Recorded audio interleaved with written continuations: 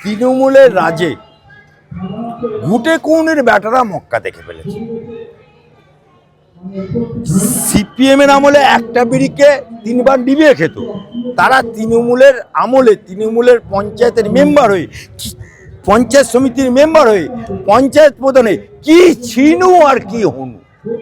পাকা বাড়ি কাকে বলে দেখে যা, 3 তালা ভেতরে মোজাক। আবার বিবি বলছে বড্ড গরম, এসিটা লাগিয়ে দাও।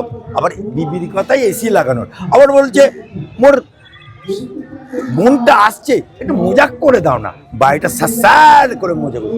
কোথা থেকে টাকা পাচ্ছে খোদা জানে, আল্লাহ জানে। তাই পাপের টাকা যত উৎপাদন করছে, যত রেখেছে, সব এই যে টুলু মণ্ডল বীরভূমে কোটি কোটি টাকা সোনা সব ধরা পড়ল।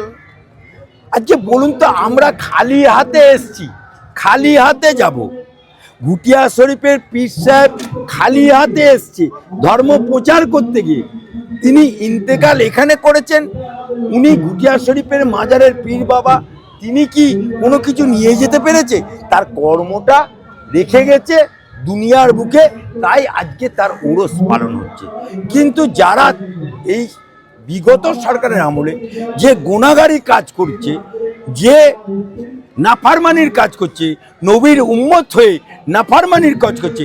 আমার নবী বলছে হারাম খেও না, আমার নবী বলছে জিনা করো না, আমার নবী বলছে হারামের টাকা খেও না, আমার নবী বলছে মদ খেও না। আপনি গিয়ে দেখুন বারগুনিতে মুসলমান ছেলেগুলি বারে ডিস্কো ড্যান্স নাচছে, উল্লাল্লা উল্লাল্লা পাগলু ড্যান্স করছে। সন্ধ্যের পরে বারে মুসলমানের ভিড়, হিন্দুর কম ভিড়। আবার এটাও আমি প্রমাণ করে দেবো, পাড়া থেকে বেরুচ্ছে হাজি বিবি একেবারে বোরখা পেরে, আর কলকাতায় ঢুকে পুবুং চিচিং ফাঁক বোরখা উঠে গেল, বোরখা উঠে গেল, সেখানে গিয়ে ডিস্কো ডান্স দিচ্ছে।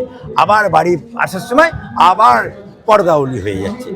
এই যদি পর্দা হয়, এই যদি পর্দাওলিদের এই অবস্থা হয়, আর হারামজাদারা যদি হারাম খেতে থাকে, তা জেলে যাবে না তো কোথায় যাবে?